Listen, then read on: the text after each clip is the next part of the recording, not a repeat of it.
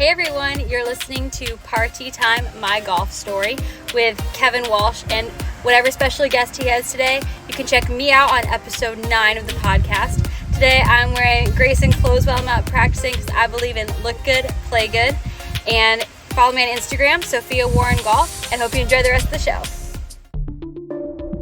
It's Party Time, My Golf Story, brought to you by Party Drinks. Classically designed golf drinks for golfers by golfers. And the golf real estate pros Gene Walsh and Vince Fizzicaro. For your Southwest Florida real estate needs, check them out at suncoastdreams.com. Now here's your host, Kevin Walsh. Hey everybody, welcome to the program. We have a return guest, Caleb VanArragon, who plays the Korn Ferry Tour. He's back for a third time. And there's a lot of cool stuff to talk about. He and I had a chance meeting in the fitness center before the beginning of the Lecom Suncoast Classic. He was kind of right in the middle of his routine, which he's going to get into. And we're going to talk about his routine game day. What's involved in game day? What time are you waking up? What are you having for breakfast? How early did you get to the golf course? Warm-up time? All that stuff. He's going to break it down. He's going to peel that curtain back. And that's something I've been wanting to do for a long time. Take us behind the scenes. What's really going on? And Caleb is going to do that. Before we go any further, if you haven't subscribed to the podcast, would you please do so? Because that matters to our sponsors.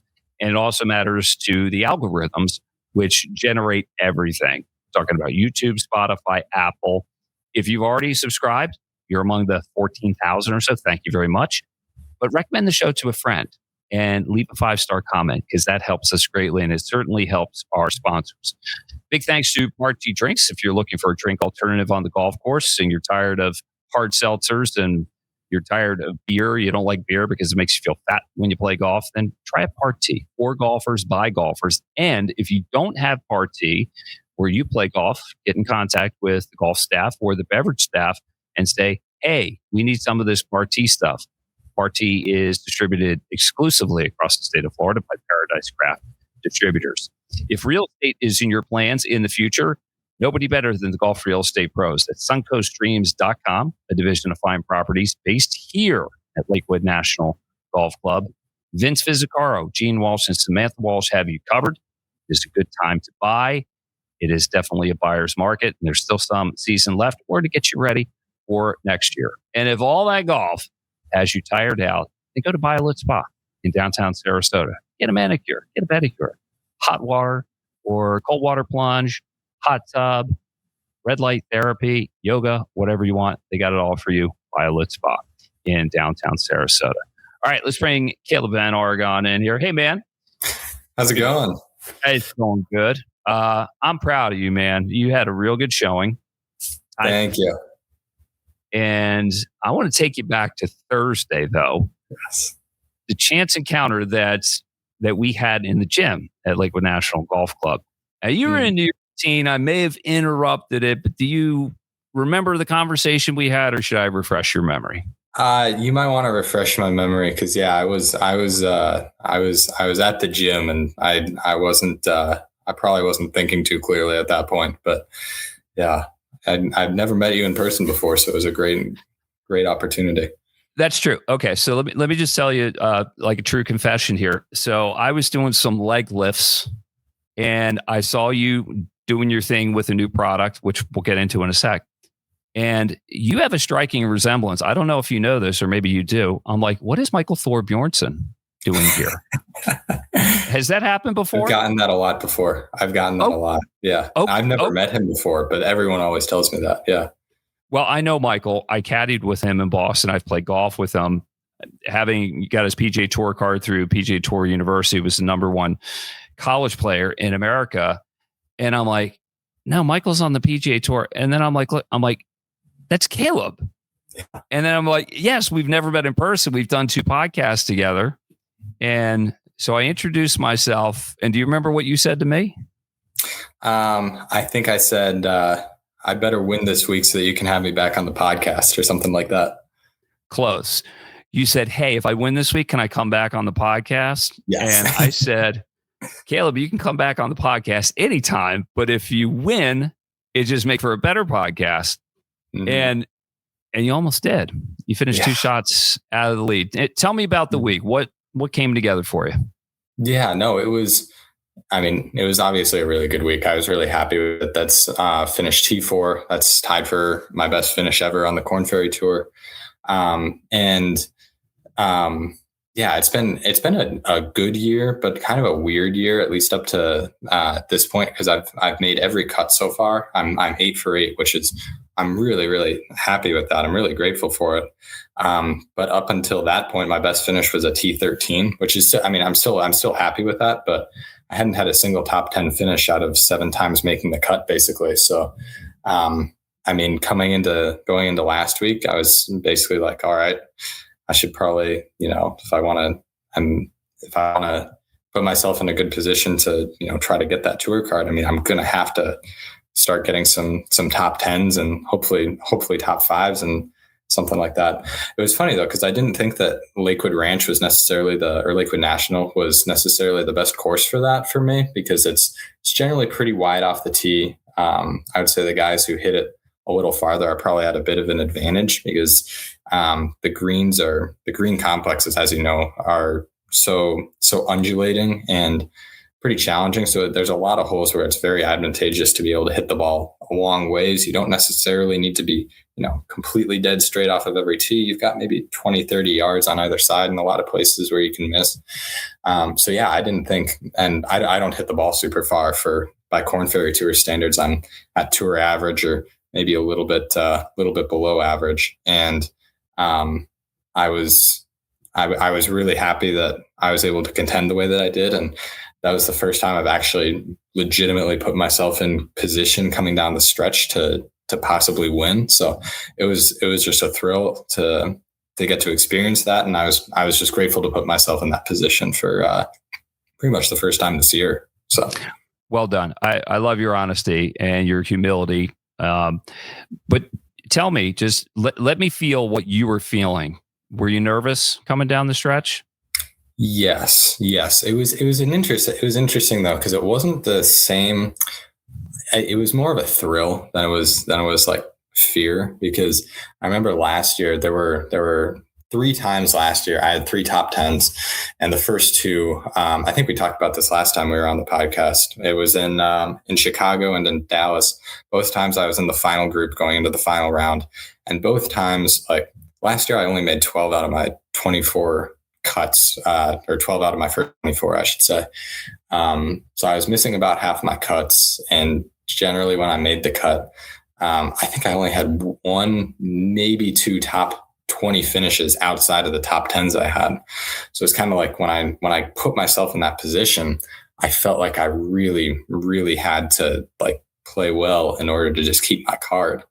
And that was, as a result, I didn't play super well in either final round. I finished 7th and 9th after starting the day, basically second, which, it was good enough to keep my card, but it wasn't good enough to get me anywhere close to getting a PGA Tour card. But this year, I felt like it was so different, because instead of playing to just keep my card on the Korn Ferry Tour, I feel like I kind of have this opportunity to try to get my PGA Tour card. And the fear, like I believe that I'm going to be back in that position again. So there's not as much fear of, if I mess this up, when am I ever going to get another chance at this?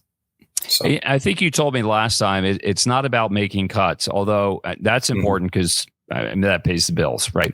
Mm-hmm. But the other thing, you can make just a bunch of cuts on the PGA Tour, and that may be the path toward keeping your card. But because top finishes are points heavy on the Korn Ferry Tour, it might be beneficial to go for it and get more points, have like a couple of high finishes at the expense of maybe missing a cut or 2. Yes? Yes, absolutely. And it's kind of interesting because one of the guys who finished, I think he tied me this week. His name's Ian Gilligan. He's made 5 out of his 8 cuts this year. I played with him in Chile, which was like the 6th event of this year. And he missed the cut by like 3 or 4 shots, I think. Like he wasn't particularly close, but he's like, I don't know, like 6th or something like that in the points list, because every time he's made the cut, he's finished top 5. He's made, I think he's got 5 top 5s, if I remember that correctly, or at least 5 top 10s in his 5 made cuts so far. So it doesn't really matter if he misses a cut here or there, because when he makes those cuts, just to give an example. So for me, when I was in Savannah 2 weeks ago, I finished 30th. That got me 25 Korn Ferry Tour points. This past week, when I finished 9th, or when I finished 4th, I got like 120 or something like that. So basically, if you finish 4th, that's the equivalent of finishing in 30th place like 4 or 5 times in a row. So it doesn't, and the difference separating 4th place and 30th place, it's 6 shots or something like that. So yeah, maximizing your good weeks is very, very important out here. Kevin VanArragon is our guest here on Party Time, brought to you by Party Golf Drinks. If you're looking for a drink alternative on the golf course, try a Party. If golf real estate is in your plans, no better time to buy and no better place than Lakewood National Golf Club and the golf real estate pros of Vince Visicaro, Gene Walsh, and Samantha Walsh got you covered. And if all that golf has got you tired, then go to BioLit Spa in downtown Sarasota. Nice job painting the picture with just the importance of top finishes. And by the way, the young man you just talked about, what's his name again? Ian Gilligan. Ian Gilligan. Hell of an up and down on the 18th hole, final group. And I think that got him in the top 5, and it saved him a lot of money, or earned him a lot of money, whatever you want to say. Just incredible flop shot over the bunkers left. Wow. Big ones pulling that off. You should have seen it. So I want to talk to you about your day, because I think for a lot of golf fans, they just see you show up on the first tee and think they know you hit balls and everything. But when does the prep start? Does it start the night before with what time you want to go to bed, how much sleep you want? Walk me through it all. What you're thinking about the night before, how much sleep when you're waking up, and take me all the way up to when you're teeing off. Yeah. So I would say we can probably break it down. There's basically 2 different, you can have morning tee times or afternoon tee times out here generally. The morning wave is typically somewhere in between, like you could go between 6:45 and 8:45. And then the afternoon wave is typically like noon to 2, somewhere around there. So the routine for a day depends heavily on when your time is.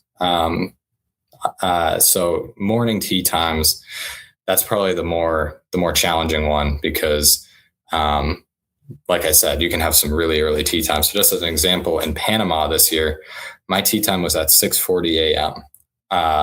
So that's actually an advantage, believe it or not, because when you get out on the golf course, there's probably going to be less wind. The greens are going to be absolutely perfect. You'll play really fast. However, it's not a very fun morning, because at least in Panama, we're playing. So Panama, I'll just use the example, all the South American tournaments, there's generally a host hotel that's not necessarily very close to the golf course. Everyone typically stays at the host hotel or in an Airbnb nearby, because that's generally the tour has set that up already. It's in a safe area, and the tour provides transportation from the host hotel to the golf course. In Panama, it's a 30 to 45 minute drive from the host hotel to the golf course. So I think, if I remember correctly, I believe I would have taken the 4:30 a.m. shuttle. I think it was either the 4:30 a.m. shuttle or the 5 a.m. shuttle from the hotel to the golf course. So you're waking up probably half an hour or whatever before the shuttle, make sure you catch it on time.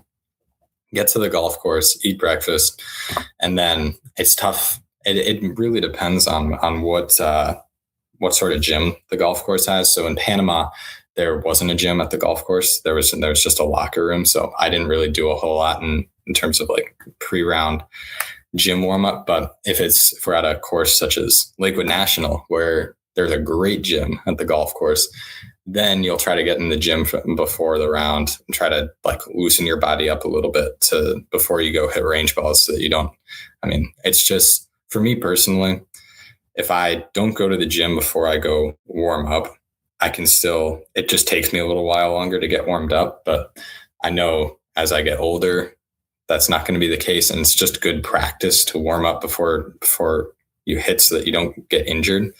Of course. But generally speaking, given your druthers, if you have time and you don't have that super early wake up time, like how early before your tee time do you like to be on campus at the golf course? At the golf course, I mean, I'll start my warm up, give or take hour 15 before my tee time starts. Hit balls for about half an hour, chip for 15 minutes, putt for 20 minutes or so, and then be at the first tee in time to, probably 10 minutes before my tee time, right after the group in front of me tees off. So minimum, I'm getting to the golf course hour 15 before I tee off, preferably a little bit before that, so I can go to the gym for a little bit beforehand.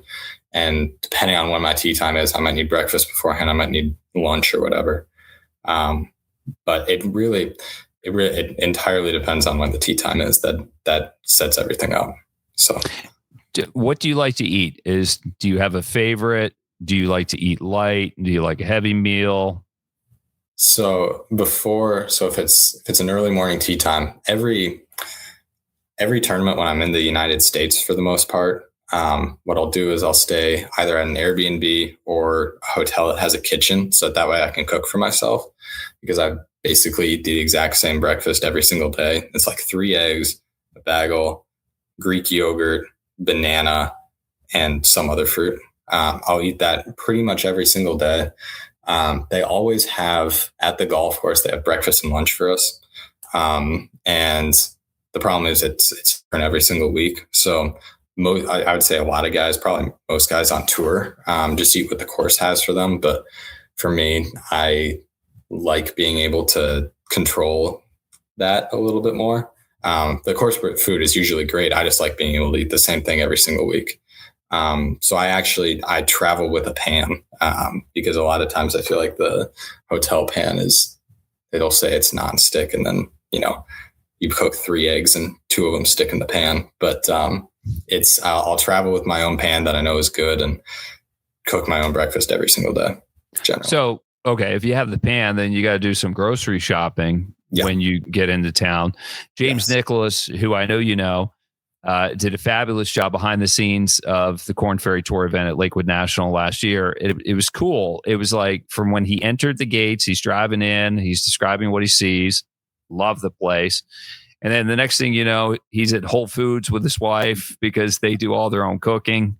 Yeah. Is there like a Caleb version of that, like a James Nicholas light going on? What's up? Yeah, no, something like that. I mean, that's pretty much my first stop. Maybe hotel every week is to a grocery store. And then typically, I mean, it depends. I'll always pretty much eat the same thing for breakfast every day, and then the same thing for dinner every night over the course of a week. I switch it up every week, what I eat for dinner. But typically make ground beef and make a big thing of ground beef at the start of the week, put it all in Tupperwares, and then just make tacos every night. Or some weeks, if I won't have a lot of time or I'm driving a bunch, it's just Chipotle every night. In in Georgia, Savannah, a couple of weeks ago, I just had a pub sub every night. It depends, but I try to keep it the same every single day. When I'm at a tournament, I don't know why I do that. I don't think it's necessarily an advantage, but it is kind of nice and just getting into that routine. But then lunch, typically the course has something different for us every single day. And it's just way easier because I'm always going to be at the course around noon to just eat whatever they have for us. So do you like to eat? Do you like to have like a certain amount of time for the meal to digest? I'll give you an example. I played golf yesterday and I wolfed down this humongous turkey sandwich and I played like crap for like 4 holes. I couldn't swing. Right. Are you conscientious about that and the time that you eat prior to teeing off? Yeah, I just kind of graze throughout the day. Like I don't eat. I've always been that way. Like I can't eat a lot at one sitting. So I'll eat a pretty big breakfast, but then, I won't be actually teeing off until 2 hours after breakfast minimum. But then after that, like I eat generally like 4 or 5 meals a day plus snacks throughout, but all the meals are like really small by most people's standards. So like over the course of a tournament, like if it's a morning round, I'll eat breakfast at my hotel. Then on the golf course, I've got a bunch of snacks. I'll eat like an RX bar, Cliff bar, Nature Valley bar, some nuts, banana, stuff like that throughout the round. eat lunch after the round, probably go practice a little bit, go to the gym, eat dinner, and then chill out and journal, whatever I do. And then before bed, I have a protein bar and some more fruit or something like that. So I eat very, I don't know. I'm kind of weird in that way. I can't eat a lot at one time. Yeah, I like to graze when I play golf competitively because I want to be hungry for birdies, for one. I don't want to feel like I'm full. And so I just have like some nuts and berry snacks and everything. Drinks. What are you drinking on the golf course? Pretty much just water. When I'm in college, our coach was very strongly against Gatorade and anything that had sugar in it. And that when I was a kid, I would drink Gatorade on the golf course all the time. But the more that time has gone on, the more I've realized like I probably shouldn't be drinking like a bunch of sugar when I'm on the course. Like that's probably going to make me, it makes me feel jittery. And I figure the electrolytes that are Gatorade, if I'm eating consistently, like everything that any food you eat seems like has so much salt in it that'll probably take care of it for me. So pretty much just straight water on the golf course. You mentioned journaling. Can we go there? What are you journaling and what does it do for you? Yeah, it depends. I'm not super consistent with it. It's typically I'll journal at night. Sometimes I'll journal in the morning or before a round or something like that. But it's more of an as needed thing. Like if there's something, typically when I'm practicing, I've got a little practice notebook. So I'll write down, what I'll try to do is I'll practice for like half an hour or so, write about what I've learned, practice for another half hour, write about what I learned. And I feel like that's what my coach has always taught me to do, is to break up my practice into different little chunks so that I'm more fully focused for each part of it.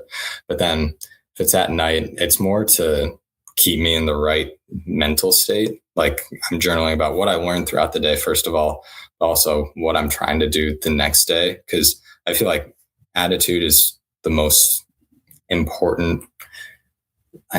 That's the most important, like unquantifiable skill that there is in golf, is being able to be positive and believe in yourself. And I feel like I try to stay on top of that as much as I can. But typically if I notice something wrong with my attitude, like I'm not being positive enough, not self-talk isn't good enough, I'll try to journal about that. And I feel like it's just like assisted thinking, basically just thinking really hard about it by journaling. And typically that helps but it's not something I do like religiously every single night or anything like that, but it's something I do as needed, kind of. Are you putting pen to paper or are you typing? Yes. Yeah. I've got a big notebook that I write in. I prefer writing physically if I can. Mm-hmm.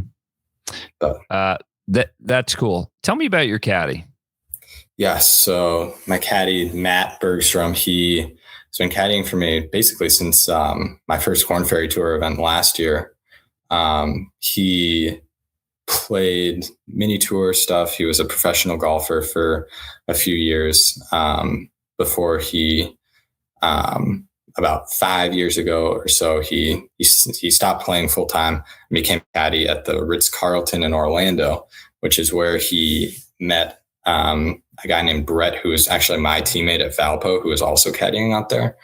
So when I got Korn Ferry Tour status, I'd literally never played golf with a caddy before. The only caddy I had ever had was pretty much my parents or my coaches. I'd never once had like a full-time professional caddy before. So it's kind of funny, like when you get status or when you get any type of start in any PGA Tour sanctioned event, you immediately get your Instagram DMs flooded with, like, I probably had at least 10 caddies reach out to me and say, hey, if you need a caddy, I'll be available for the Bahamas or whatever. But I wanted to go with someone who like I had a personal connection with, so that I knew that I could trust them. And Brett recommended Matt to me, and it's worked out great. I've taken him every single week, pretty much every single week since the Bahamas last year. So we're going on like probably 35 events, something like that. So he's great. He's been really good for me. And I like the fact that I've stuck with the same guy for so long, because he really understands my game at this point. What do you want from him shot to shot? What information is he providing? It really depends. I would say what he helps me out most with is actually before the tournament, because there's always, not always, but typically before the tournament, what I'll do is I'll sit down for an hour or so. I'll go with the previous year's yardage book or whatever I can find about the golf course on Google Earth or whatever. I'll compile a list of like different things that I want to look for on the golf course. So for instance, this week, hole 1 at Lakewood Ranch, I was probably looking for where on the left side, what's the slope doing over there, so that where, like how concerned do I have to be about the ball going left into the hazard? And based on that, where should I be looking for my line? Should I always be hitting driver? Should I be hitting mini driver at some point? And then into the green, I mean, obviously that's a really goofy green, but how far left can I miss it, where it'll still kick down onto the green on that left side? Where can I be landing it? I know there's that huge slope in the middle of the green. Where can I be landing it on that slope so that it stays on the green, versus I know sometimes it kicks so hard off that slope it goes off and misses on the right. Where a good place to putt from to that little tier in the back right, like what should I be doing to that one?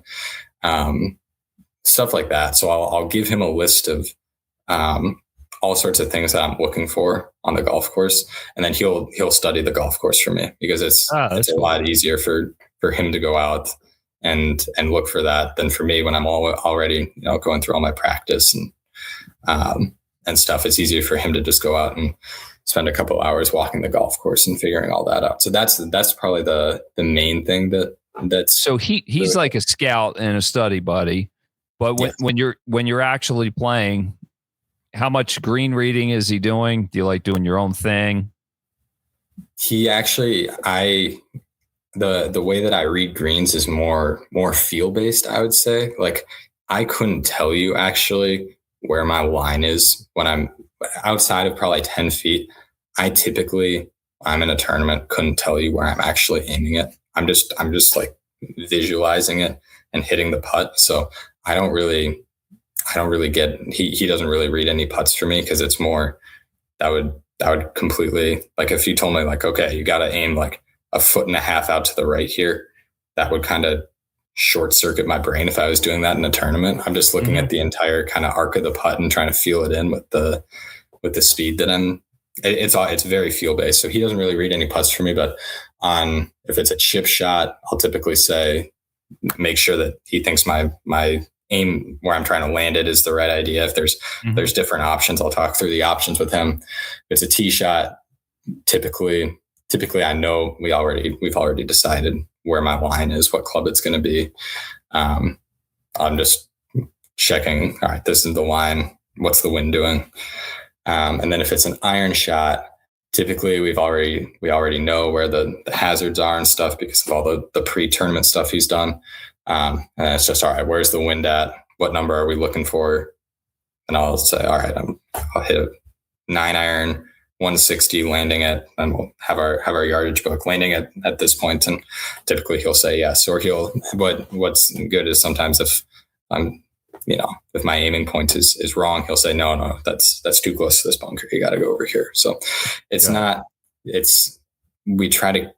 would say it's generally pretty simple on the golf course, because you don't want to be thinking too much if you're, especially if you're a field player, and especially with putting, because speed is like the most personal thing. I mean, all reads start with speed, right?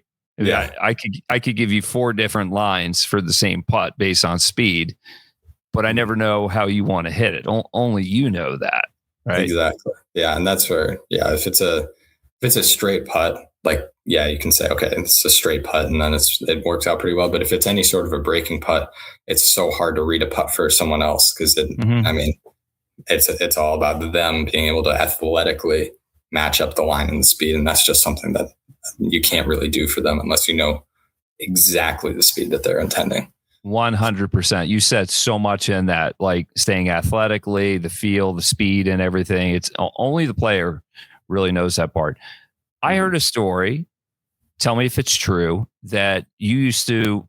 Well, I think I saw it. Like, on it was a Instagram. clip. Yeah. Where what's the story about driving around the different clubs around Minneapolis and just putting on their putting greens? Yeah. So what I did in college, when I was home for summer break, what I would do, I didn't do this every day. I ran junior tournaments in Minnesota. I was in college during the summer. So for 2-3 weeks, days out of the week, I was doing that.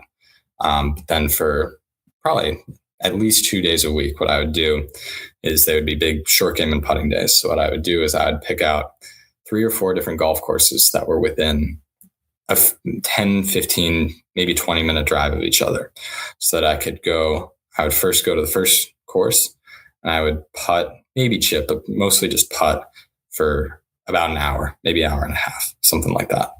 Then I would go to the next course and I would putt, maybe chip, but probably just putt for an hour and a half. Then I would go to the next course and then the next course, and then I would go home. And the thought with that, so my coach, Dr. Luc Benoit, he's the guy who does he's the founder of Rip Golf. He's got a PhD in motor learning. So he's very knowledgeable in basically how to practice. What he's always emphasized to me is with putting is it's important to get yourself on as many different environments as possible. He always told me to try to seek out the weirdest greens you can find, because that'll make you much better at putting on like the normal ones. So that's what I would do is I would go to all different golf courses. They would all be public golf courses.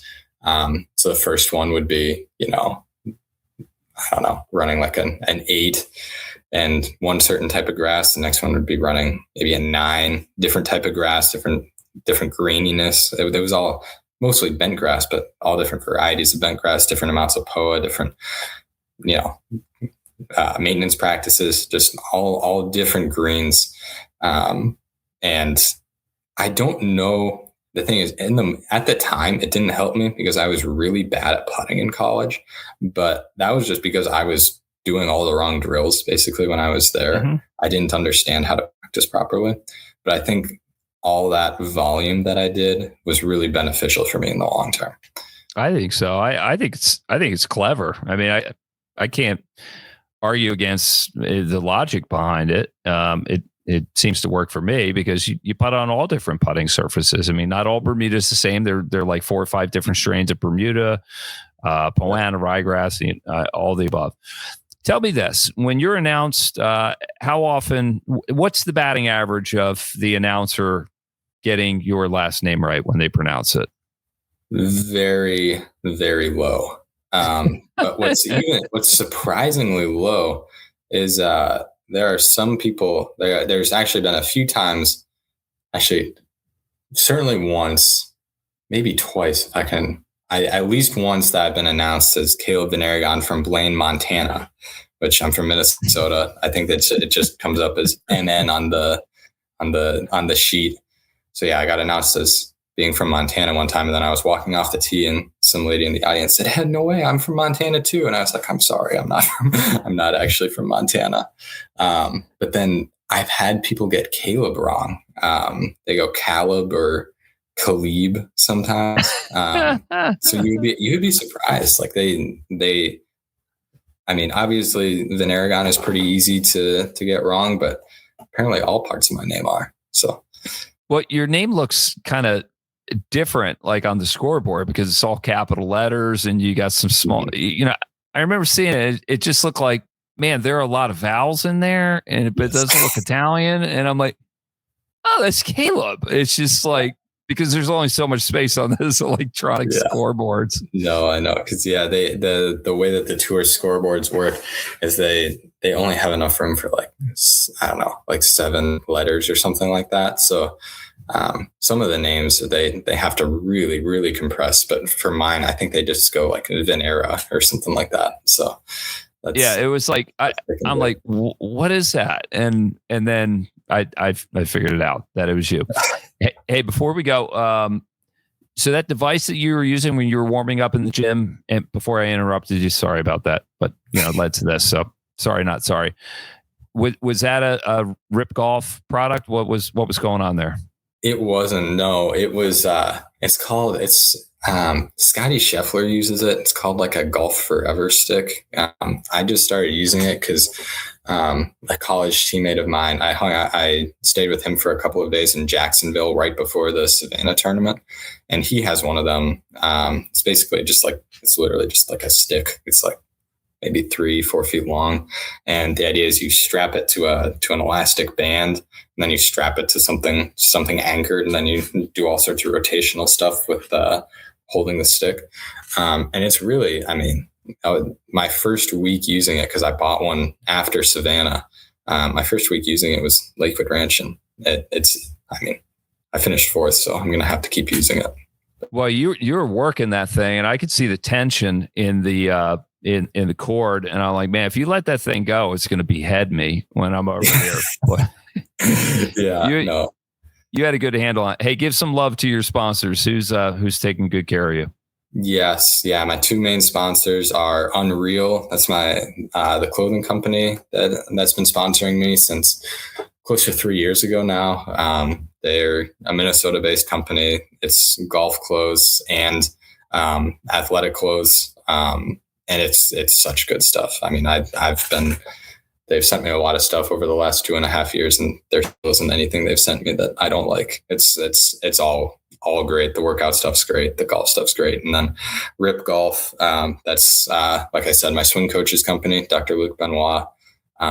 They've got the Rip Stick is their main thing. It's basically a speed training device that I used a lot growing up and still do use during the off season. It's really helped me with my power as a very short guy.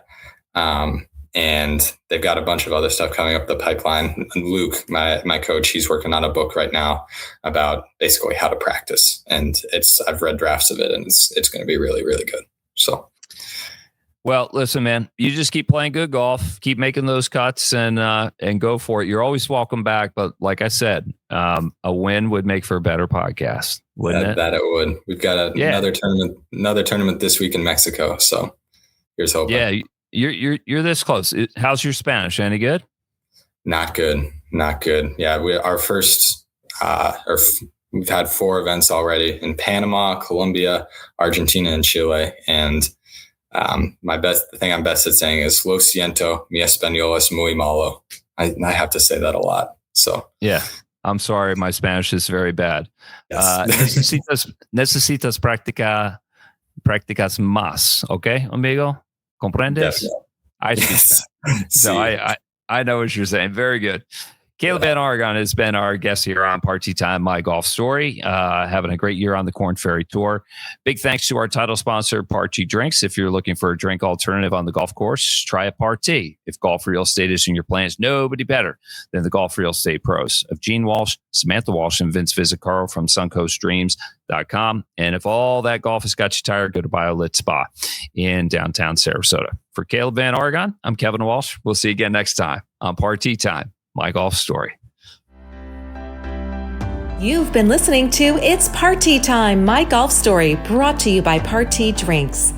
Classically designed golf drinks for golfers by golfers, and the golf real estate pros Gene Walsh and Vince Visicaro.